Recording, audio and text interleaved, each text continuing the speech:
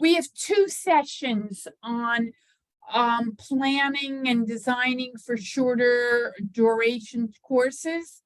So Heather's doing one that she does with her faculty, and then we have another one with an outside person next week or whenever it is on the schedule. But Heather, I'm going to turn this over to you so we can give you the whole hour.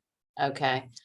Hi, everyone. I'm Heather Brown. I work at Tidewater Community College, and this kind of came about organically. Sherry had posted on an EDUCAUSE listserv asking for feedback regarding any training that was out there for shorter duration, helping faculty, redesign their courses for a shorter duration. And I was like, hey, send her an email. And so what you're going to see today is geared towards the TCC faculty.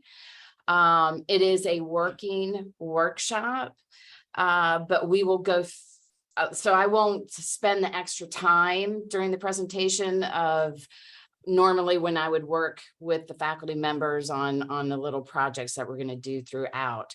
But just so you get a sense of what I provide, and I'll be more than happy to share. I believe Sherry shared this morning some documents that we normally give out during the presentation. One is a course mapping worksheet that helps a faculty member plan out their entire course. And then we also have a comparison of the total instructional hours based on the course credit. This really helps faculty see how the different lengths and the credit hours and what they are responsible for, what the students are responsible for. It really helps. And I do have a survey, so I asked that at the end, I'll post it in the chat.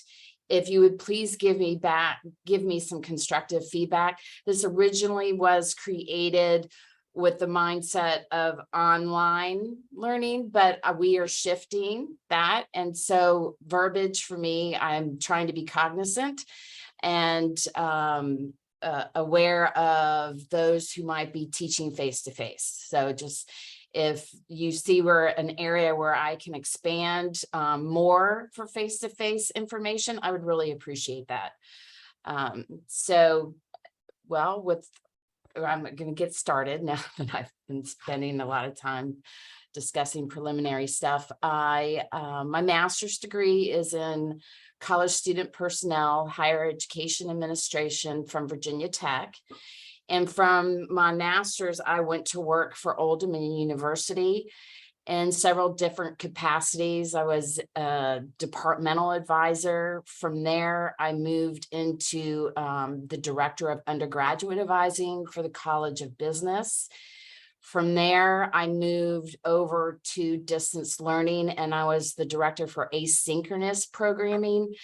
And this was back in the late 90s, early 2000s. That I eventually ended up into online learning.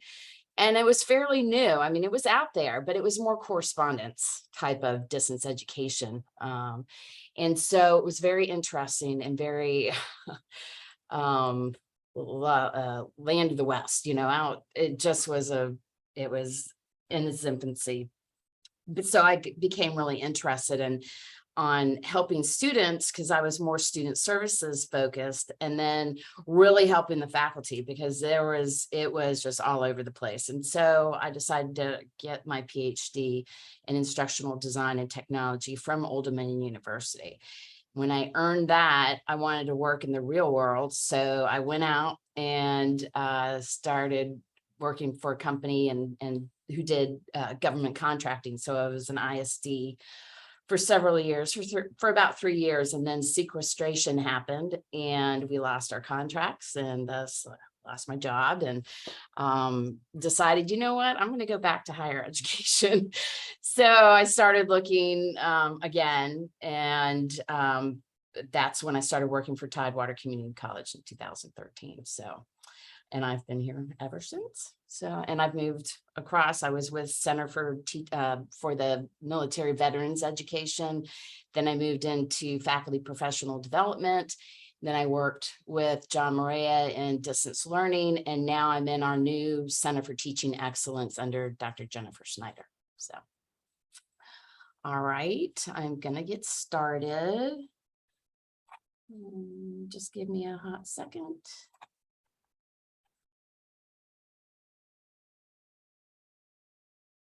And I will share my screen, and just a reminder that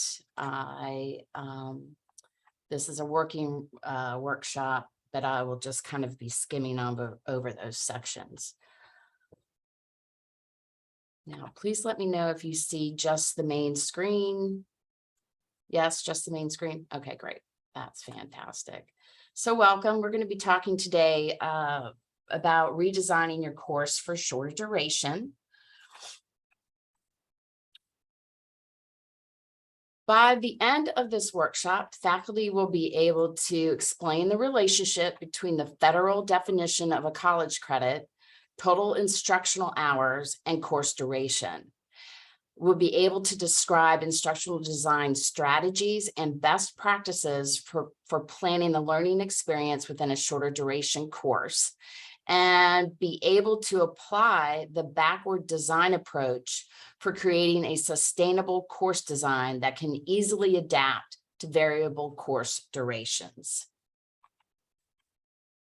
Now, our typical semester spans 15 weeks. This length of a semester aligns with the federal definition of the college credit hour, which states that for each college credit awarded, students engage in 1 hour of formal instruction and at a minimum 2 hours of additional work outside of class per week for a period of 15 weeks. The main takeaway from this workshop is for you to understand that shorter duration courses are designed to meet the same learning outcomes and award the same number of credits, but the total instruction is compressed into a shorter time frame. Now, the benefits of shorter duration courses include increases the options for students where they can take a 7-week course and stack it with another 7-week course. Another benefit is focusing the instruction on just the essential learning outcomes. Now, of course, there are challenges of shorter duration courses, and those include it increases daily and weekly time commitments for your students and also for yourself. It also decreases the time between instructional strategies and activities. So when redesigning your course for a shorter duration, you want to begin by addressing the primary challenge for conducting shorter duration courses, and that's time. Remember, regardless of the number of weeks in your semester, the total number of instructional hours remains the same because they are determined by the number of credits awarded for the course.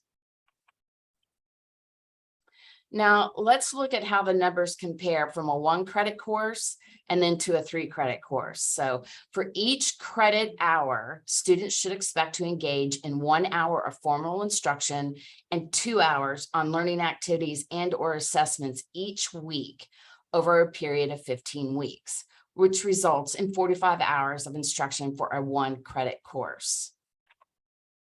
Now let's look at the comparison. A 3-credit course has students engage in 3 hours of formal instruction and an additional 6 hours per week outside of the classroom for a total of 135 hours of instruction over the period of the semester. Even for completely asynchronous courses, students should expect to spend 9 hours per week working through the content and activities in your course, again, totaling 135 hours of instruction.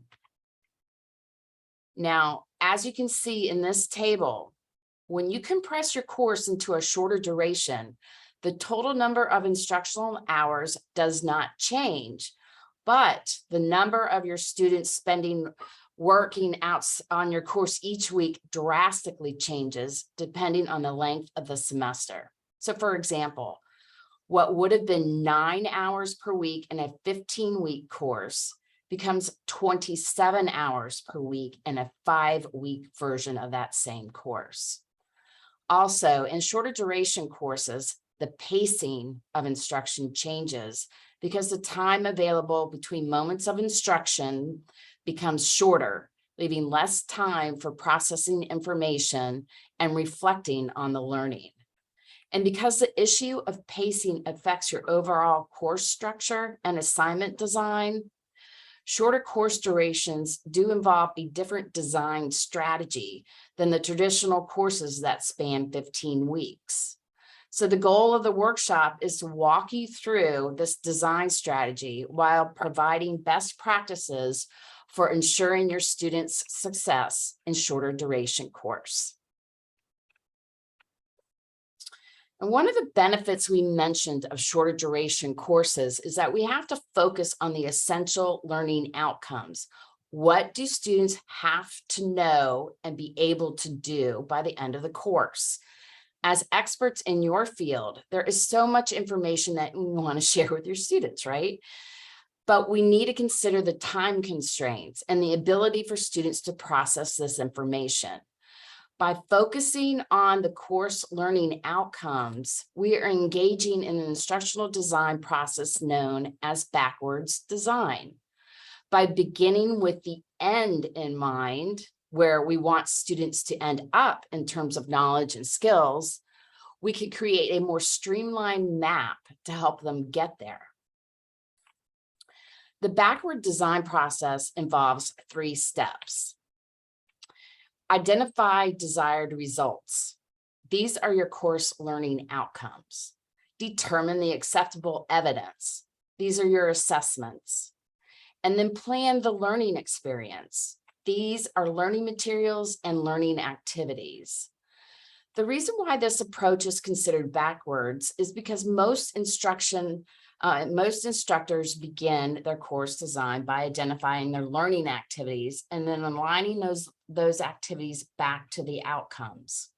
However, there's a big difference in what you can have students do in a 15-week course versus a compressed 5-week course. By beginning your design process with the course learning outcomes, we can create a more sustainable course design that can easily adapt to various course durations. So to get started, we're going to access the course mapping worksheet. As a side note, I believe Sherry sent you all this in an email, okay? And feel free to replicate it or add to it, whatever you would like. But this is the point where I instruct faculty to pull it out, take a look at it. And if someone doesn't actually have the course mapping worksheet, I usually send it to them right away via email, or just have them work alongside, you know, on a Word document or pieces of paper. So right now we're going to go through this step rather quickly, but I hope that you'll reach out to me. And side note, I ask faculty that even though this is a working workshop, we do move through these phases pretty quickly, and that I encourage them to meet up with me afterwards and set an appointment. And generally they do. So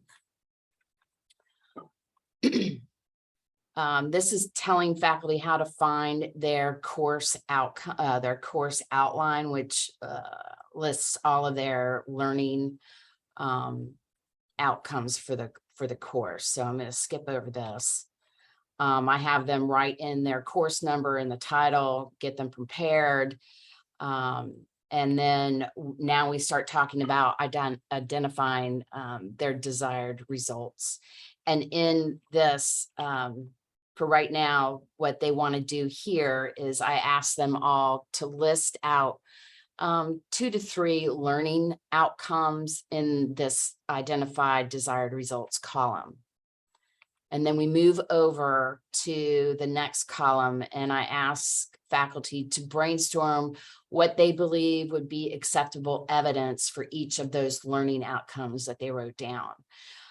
Some course outlines have unbelievable amount of objectives, and then some only have 4 or 5, or I mean outcomes. Some only have 4 or 5.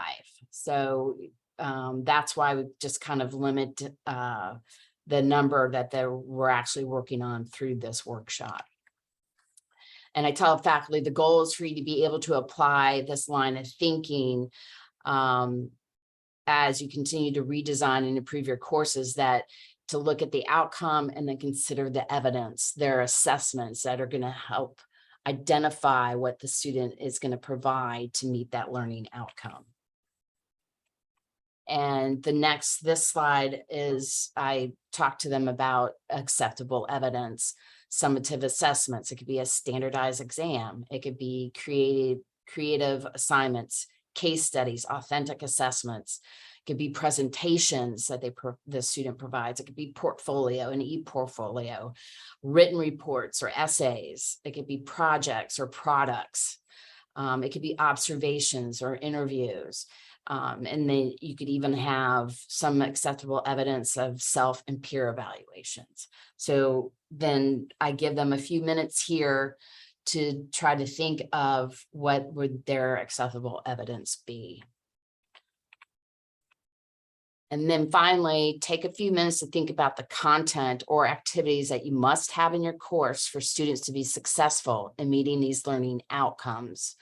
You may also find yourself making note of content or activities that you currently do that maybe aren't as closely as aligned with your course learning outcomes. Knowing what you can eliminate is just as important as knowing what you can keep. So here we have them take a few minutes to think about what would be really cool for the content and activities for that learning outcome. And then we give them some ideas, plan the learning experience, some learning materials. The learning materials would be textbook chapters, OER, readings, video content, simulations, give them examples, give them guides, checklists, instructor notes, PowerPoints. And then some learning activities could be both synchronous and asynchronous discussions. It could be formative assessments, which I am a big proponent of formative assessments. And with formative assessments, they're only as good as the feedback that you actually provide the student, right? So it's a tool to help them help you also know where they're at, but also to help them know where they are in their learning. And then also to perhaps have learning activity reflective activities. At this point in the workshop, I tell faculty, I hope that you're seeing how the backwards design approach helps you keep the course learning outcomes at the forefront of your design. As you begin to structure your course, you'll be able to refer to this initial table as a reminder of your priorities when developing learning activities and learning materials. Now that we've covered the backwards design approach for focusing our course design on the essential learning outcomes, we're going to discuss some best practices for structuring a shorter duration course. This next table in your worksheet is known as a course content grid or a course map. It allows you to map out your course structure while also describing the alignment of your course elements. This grid allows you to easily see gaps in your course design or where you may be providing too much information or activities for students to complete with respect to the number of course credits. You will notice that the first column has been set up for a modular structure. I recommend using a modular structure, and for those of you who are teaching face-to-face, you could have units or topics. And instead of modules, but in this presentation, I'll be using the term module. So I recommend using a modular structure in your course design rather than designing your courses by weeks, because you may need to quickly convert your course structure to multiple course durations. A module structure allows for this flexibility and thus increases the overall sustainability of your course design. While a transition from a 15-week course to a 3-week course requires significant changes, the transition from a 15-week course to a 10-week course might not need as many changes if you're leveraging a modular structure. Modules can span over several weeks or can be compressed into a few days without having to significantly change the content and activities in the modules themselves. One of the most common mistakes is thinking that your modules have to align with the number of weeks in your semester. While it's natural to have that 1-to-1 ratio of modules to weeks, this design creates a fixed mindset and it makes it difficult to adapt to other course durations. Our goal in this workshop is to leverage the backward design approach to allow the course learning outcomes and major topics in the course to guide our course design. And this brings us to the first step in defining your modules, which is to identify the major topics in your course. You should be able to refer back to the very first table and remember your priorities for instruction. You can also find a list of topics on your course outline and use those as your modules. So for those here right now that are not TCC faculty, their course outlines have major topics that are covered. So that's what I'm referring to there. Okay, so I tell them to take a few minutes on a piece of paper or somewhere on their worksheet if they'd like to make note of these major topics, that these are the beginning of their module titles. Try to be descriptive in the title so that students know what to expect from that particular module. And then I give them a few minutes to kind of think about their course structure and the different topics that they're going to be covering. And then I move on. So I give them about, I don't know, 3 or 4 minutes to work on that. And a lot of times faculty will ask me questions during this time. So, all right, then we move on. Now we need to decide the order of your modules. Your course may have a natural order for topics that makes sense for learning the content. However, for shorter duration courses, you also want to consider the compressed time frame and try to move your complex and important topics to be early in the modules to avoid running out of time. Go ahead and place your module titles into your course map in the order that you think would be best. Don't worry about being perfect at this stage. We're not going to work through the entire course map, but I want you to be able to visualize how to use this table in your course design moving forward. So from this point on, we're talking about alignment and aligning the various course elements in your course. Because our modules were created using major topics in the course as defined by the course learning outcomes, you should be able to identify which of the course learning outcomes is supported by each module. You may have an outcome listed for several modules or just one, and it's okay for a module to only touch on some aspect of an outcome. It's still supporting that outcome. The goal is for all the course learning outcomes to be listed at least once in this column. The next column allows for you to describe the specific learning objectives for your modules. They should be written so that they complete the sentence. By the end of this module, students will be able to, and keep in mind that these objectives are statements of learning and not tasks. They should describe what the students should know by the end of the module, not what you plan to have them do during the module. These objectives describe your expectations for student learning. And in the case where your course learning outcomes are vague, these objectives are your opportunity to provide clarity to your students. And what I mean by vague is I've seen several course learning outcomes that use the terms understand or learn or know, and those are not measurable verbs. We're looking for action verbs that are measurable. And this provides the faculty the opportunity to write their own. learning objectives that would meet the outcome. Now, the next two columns are where you start to map out your activities and materials for delivering your instruction and assessing your students' performance.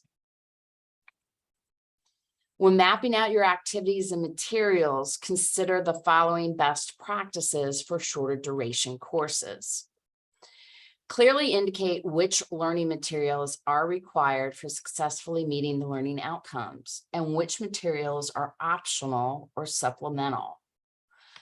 Choose assignments that fit the schedule of the course, considering the workload of both the student and your ability to provide meaningful feedback.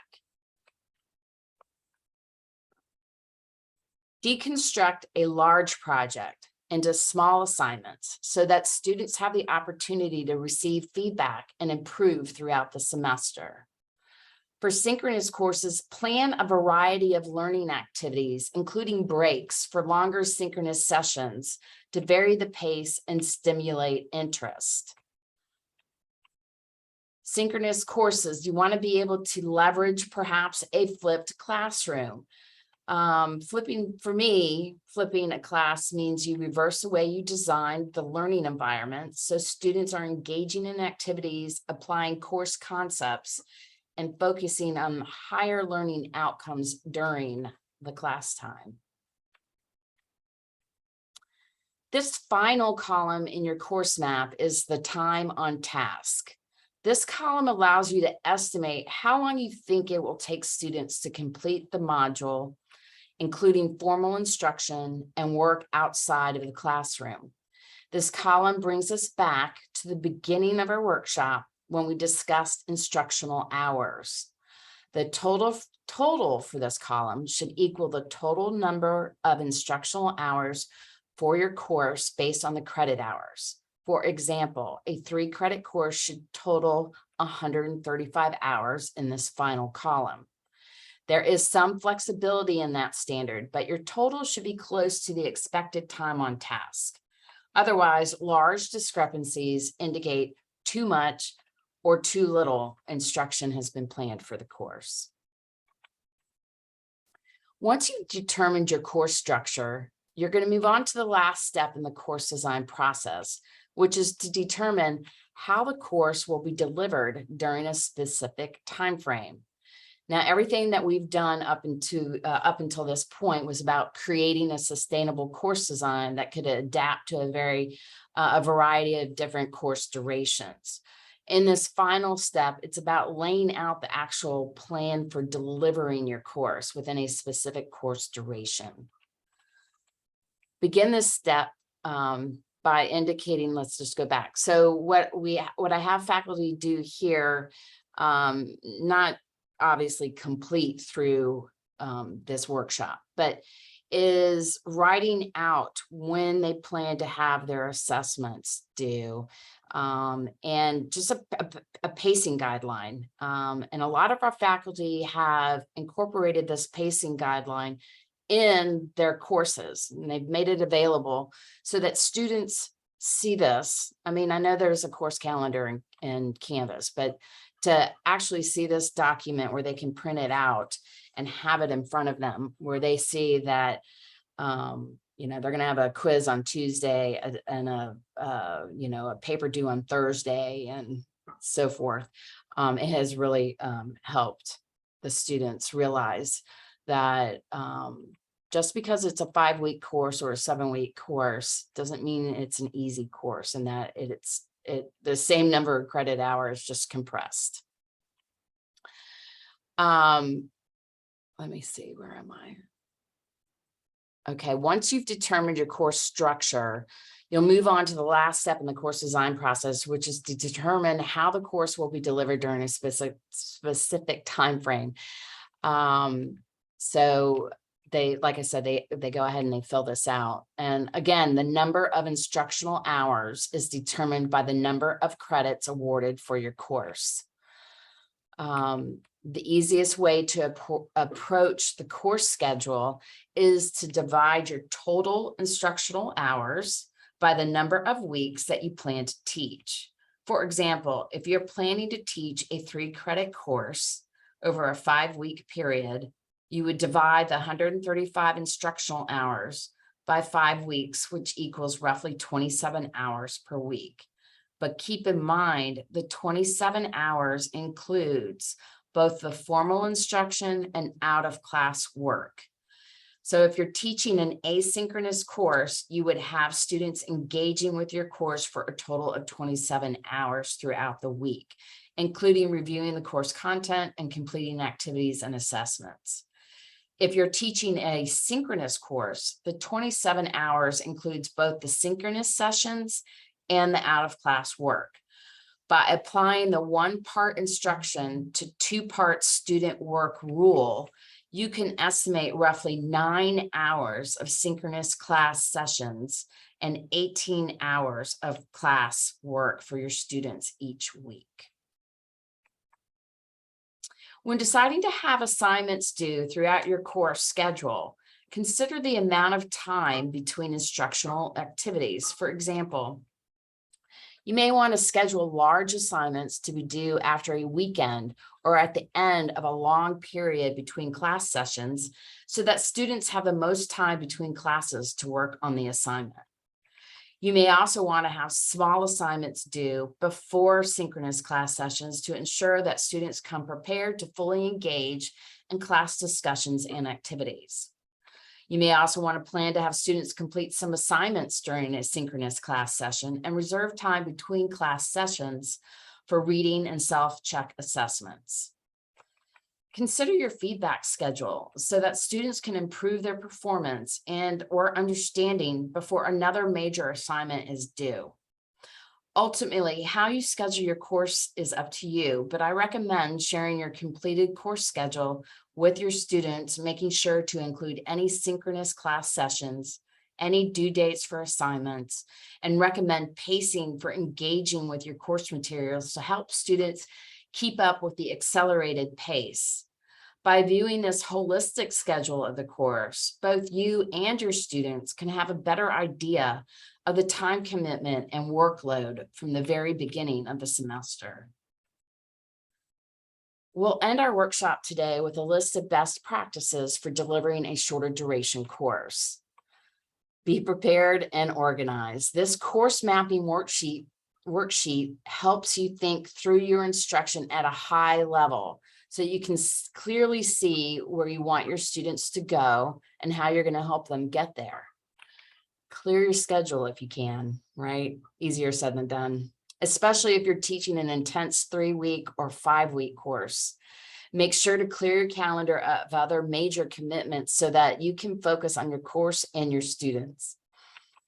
Focus on timely communication. This is key. Provide frequent and timely feedback, responding to students within 24 hours or less. And intervene with students who are struggling so they can make an informed decision on whether to continue with the course. And check the pace regularly. Check in with your students. Ask about the pace of the course, and also check in with yourself and your ability to effectively meet the needs of your students. You know, be honest, take notes, make changes where you can, and then make plans for making changes for the next semester. And that is it. The end. So I don't know if anybody has any questions based off that. I do have, I can now. Okay. Hi, I'm Helen. So I understand obviously the context of why we would need to go through this process, just in terms of being able to then educate our faculty better. I guess where when we're having conversations with faculty and we take them through this step by step and so forth, because I've seen this before and I'm pretty familiar with the whole course mapping concept. I guess what tools have you used to really emphasize to faculty how they communicate to their students, how, you know, and whatnot, just the time intensiveness of this. And faculty, I'm not saying that they aren't familiar with their own craft. I'm just simply saying when you're talking about a 3 to 5 week course that obviously should have been taught in 13 weeks, it's almost as though you keep telling them this, you keep explaining that this is time intensive, this is, you're going to really need to spend a lot of time, and yet they don't seem to really absorb it until they're actually in it. So are there tools that you use, like, to obviously taking them through this step by step gives them a really good indication, but are there additional tools that you use just in terms of talking with faculty? Because it seems like I'm not either you saying the things correctly, or I'm just not cracking their brains to absorb this information. I feel your pain. Thank you. No, and honestly, Helen, for the majority, it's teaching it and then they realize. So I understand where you're coming from, and we have a lot of tools for that. You know, we have, well, one is this calendar, which if they did fill it out, they would realize that, you know, it's pretty intense. And I've worked with faculty for the 3 and the 5 week, and they don't generally teach their course in that time frame anymore, because it was just Too much. Okay. I know that those who have filled out the pacing worksheet, or the calendar, so to speak, has been an eye opener for a lot of faculty. Other than that course mapping worksheet, but the one that really opens their eyes is having them fill out the month, you know, a month or two of, you know, figuring out each way, you know, when things are due, and it kind of puts it more into perspective for them as well. But Do you, I'm sorry, I no, didn't go mean to ahead. interrupt. Okay, I was gonna, And if do anybody you, else has any ideas, please let us know. You know, if you've done this type of workshop before, if you've used something that's really hit home, please share that with us, because that's why we're here. You know, this workshop isn't going to be a one size fits all. And so I would love to hear, as Helen would like to as well, if you've had something that's really worked with your faculty, please speak up. especially the feedback piece, because when you're giving feedback to students, I mean, to give them actual valuable feedback, that takes time. And so I guess when I walk faculty through this process and I talk about substantive feedback, Right. they seem to kind of look at me as though I'm literally talking Greek to them. And I'm like, you're a faculty member, you're supposed to give feedback. It's not, oh yeah, you did a good job. That's not feedback. That's, Right. you know, okay, so anybody has help on that, I gladly welcome it. You know, I've incorporated screencasts and audio feedback a lot.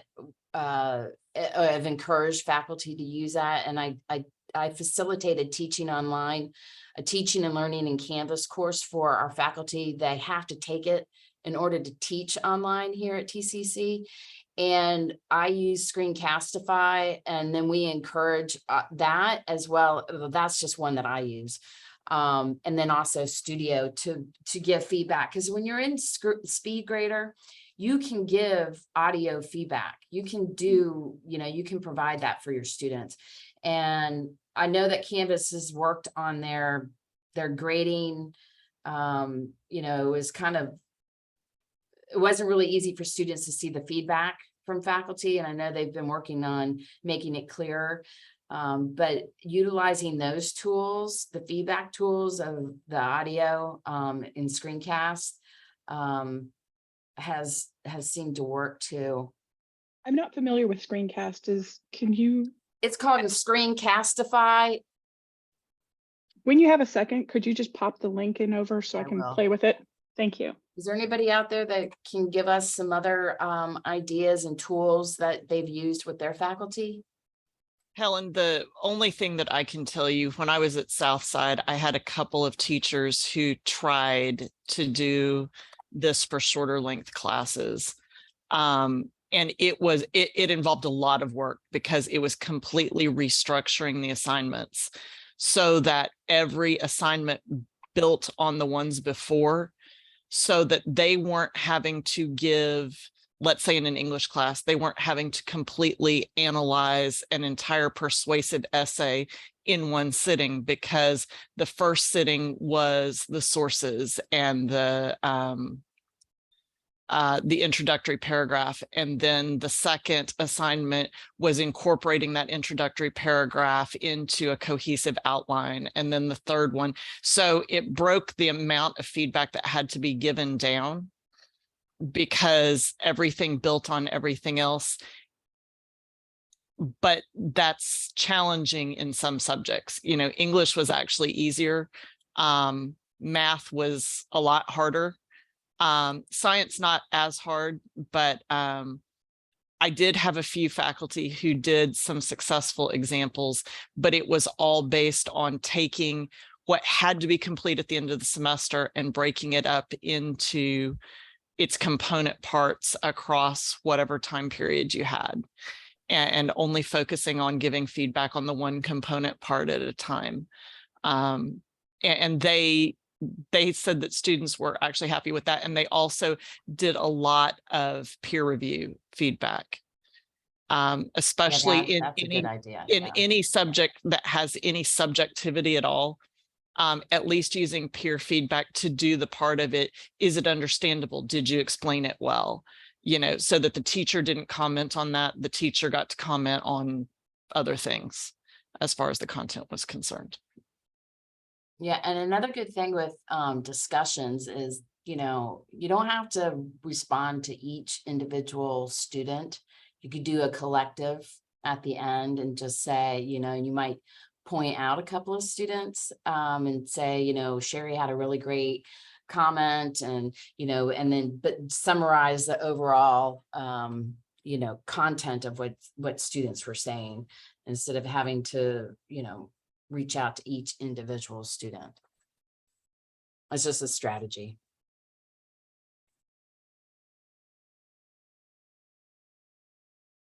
I have a time on task. I got this from, I will post it if you're interested in the time on task.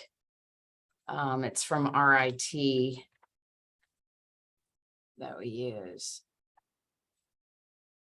And Terry's right. You know, assignments can be difficult, especially with the subject. You know, when they've got a huge paper they're supposed to have, and breaking it down. So one more question, and I apologize if I'm monopolizing the time. So one more question is so I've had one question when I was helping a faculty member with a condensed course, was that he had it in place that they couldn't advance unless they had completed the one particular assignment or whatever it was.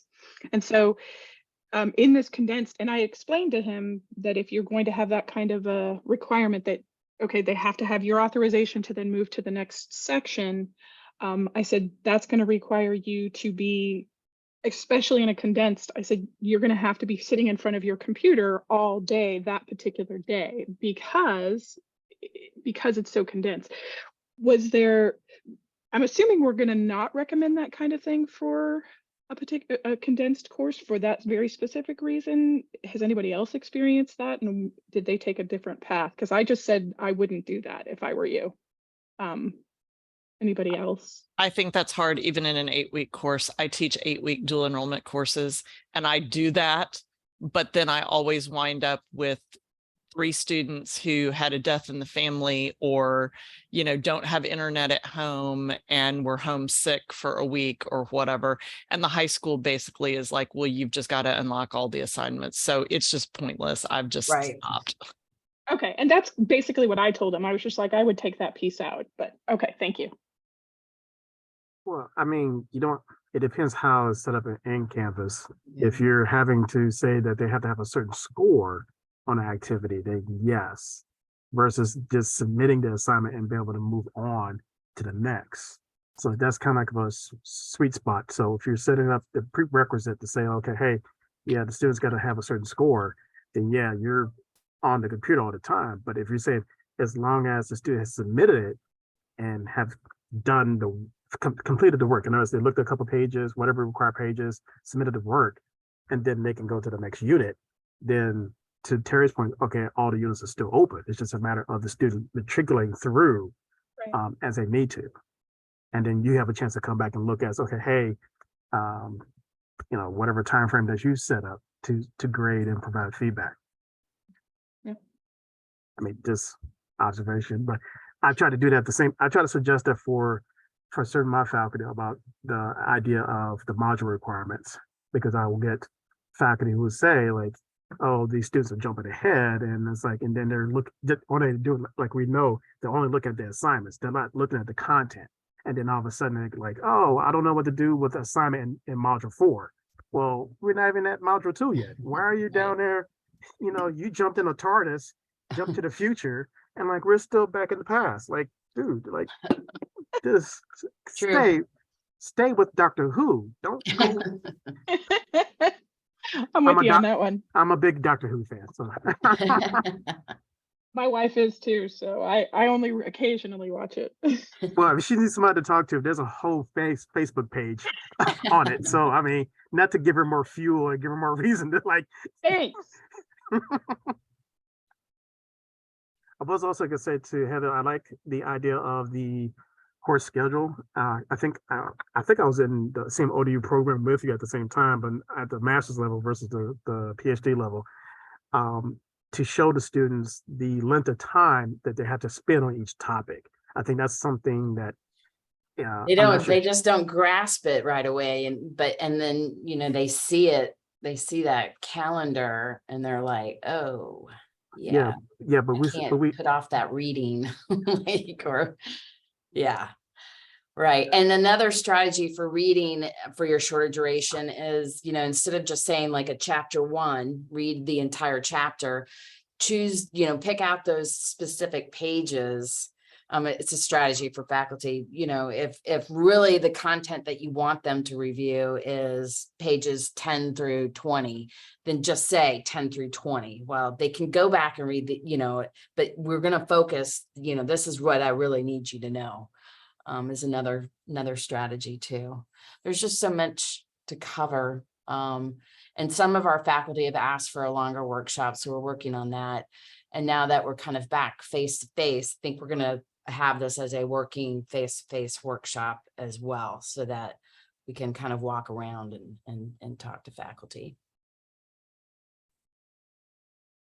And that's all I have. If anybody doesn't have any other questions, we'll just go ahead and end it. And feel free, my email is hbrown@tcc.edu if you have any questions. And I'd appreciate any feedback you can provide me. It would be great. Thank you, Heather. This was really helpful. I appreciate it. Great. Especially the tools. Good. I'm glad. You have a good day. Right.